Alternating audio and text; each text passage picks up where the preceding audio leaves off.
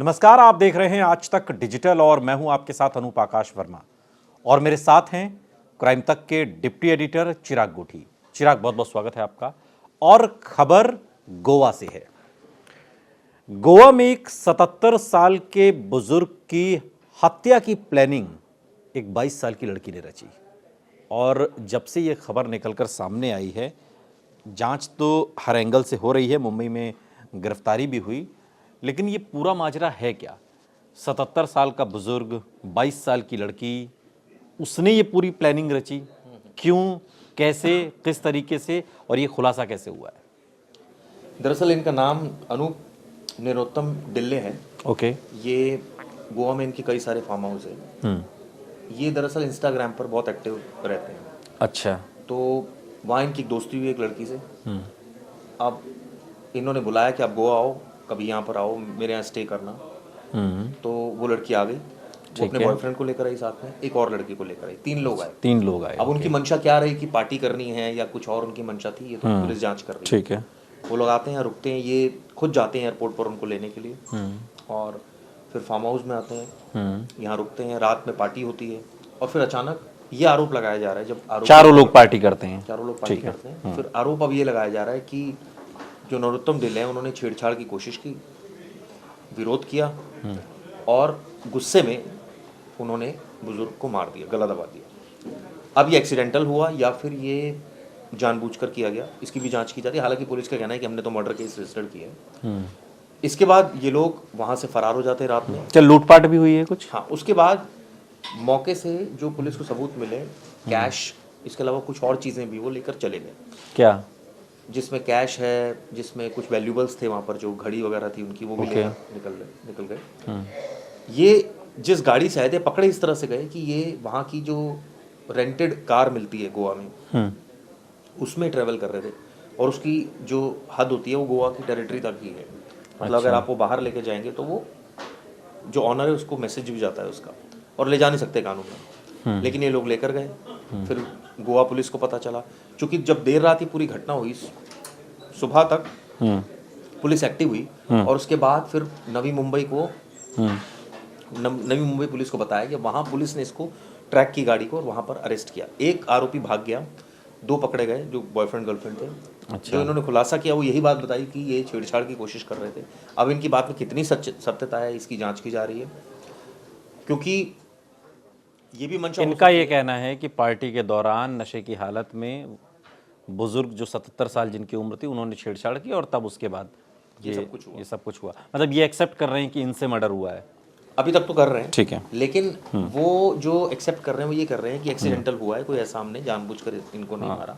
लेकिन obviously police ने तो अभी मर्डर में, ठीक है। लेकिन इस घटना ने कई सवाल जरूर खड़े किए हैं, जैसे कि जो बातें की जा रही है, ऐसी कौन सी हद क्रॉस हो गई थी कि भाई उन्होंने ऐसी कौन सी हदें क्रॉस की, ये बात। दूसरी, जो इन्होंने रिएक्ट किया, क्या इनका मंशा जो थी वो मारने की थी या नहीं थी, या सिर्फ अपना एक विरोध दर्ज करना था।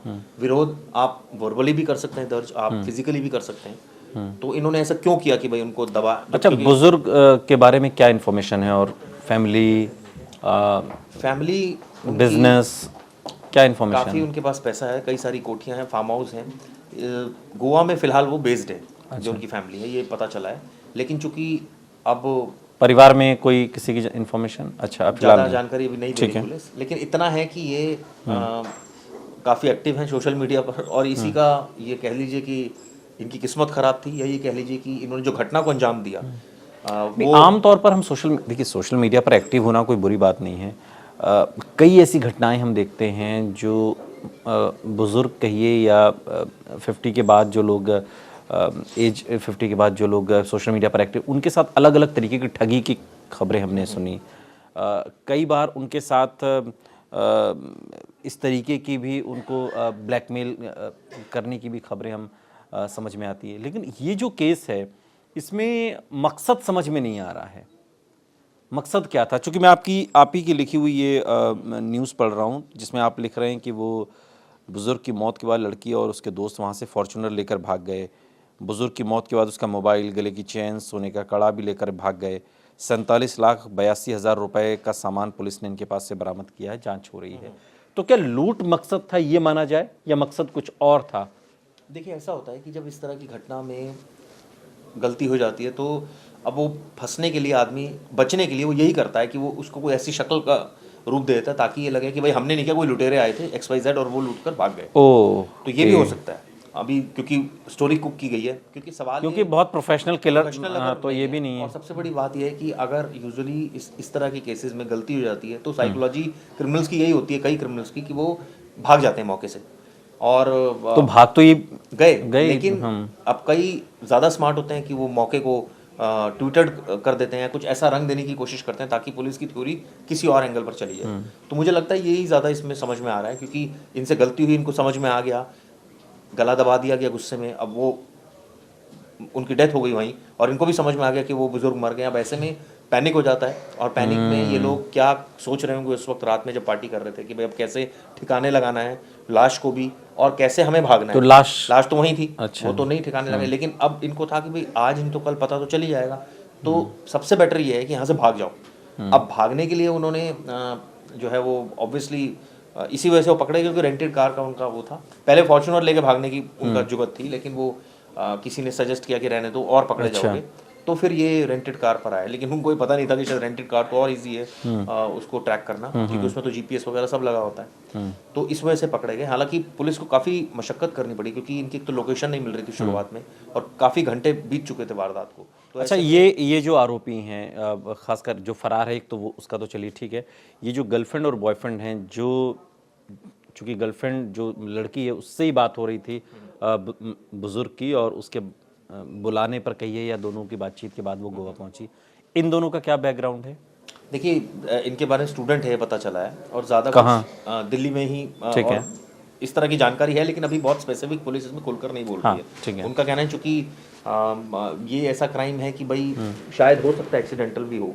हालांकि देखिए अभी आरोपी की बात को सच मान लेना भी ठीक नहीं है। एक घटना हुई है वो एक्सेप्ट कर रहे हैं, अब वो एक्सीडेंटल है या नहीं है ये तो चार्जशीट के समय पता लगेगा, जब पुलिस एक्सीडेंटल में भी निर्दोष तो नहीं हो जाएंगे ना, गैर इरादतन, हाँ बिल्कुल, सेक्शन अलग है, गैर इरादतन हत्या हो बदल जाती है। तो क्या आगे आने वाले वक्त में पुलिस इसमें जो है वो फाइल करती देखना होगा।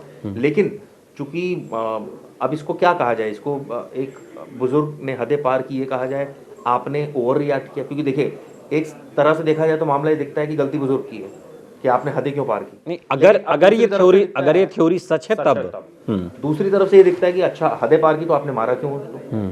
तीसरा इसमें ये एंगल दिखता है कि अच्छा मारा तो आपको पता होना चाहिए भाई बुजुर्ग है, उसकी इम्यूनिटी वैसी नहीं होती, अगर आप उनको बहुत फोर्सफुली पकड़ लो तो वो माइट हैव कोलैप्स्ड। तो इस केस में भी ये लगा कि ऐसा हुआ। तो बहुत सारी चीजें अभी नीड टू बी इन्वेस्टिगेट, बिल्कुल। अब जांच इसमें अभी हो रही है, फिलहाल बहुत ज़्यादा तो पुलिस इसमें भी कुछ बोल नहीं रही, लेकिन जितनी बातें निकलकर सामने आई हैं उसमें प्रथम दृष्टया ये लग रहा है कि दिल्ली के स्टूडेंट कहिए, लड़का लड़की, बॉयफ्रेंड गर्लफ्रेंड, और एक 77 साल के बुज़ुर्ग से जब इंस्टाग्राम पर चैटिंग होती है, वो ख़ुद भी काफ़ी एक्टिव थे, और उसके बाद ये वहाँ पर जाते हैं, और एक परिस्थिति में जैसा पुलिस की थ्योरी में निकलकर आरोपियों के हवाले से सामने, परिस्थिति में ये कत्ल हो जाता है। अब ये परिस्थिति जन्य है या फिर ये वेल प्लान्ड है, इसकी जांच पुलिस कर रही है, और ये दूध का दूध और पानी का पानी तभी हो पाएगा जब सच सामने आएगा। बहुत बहुत शुक्रिया चिराग इस तमाम जानकारी के लिए आपका। यहाँ रुक रहे हैं, लेकिन आप कहीं जाइएगा नहीं, बने रहिए हमारे साथ, देखते रहिए आज तक डिजिटल।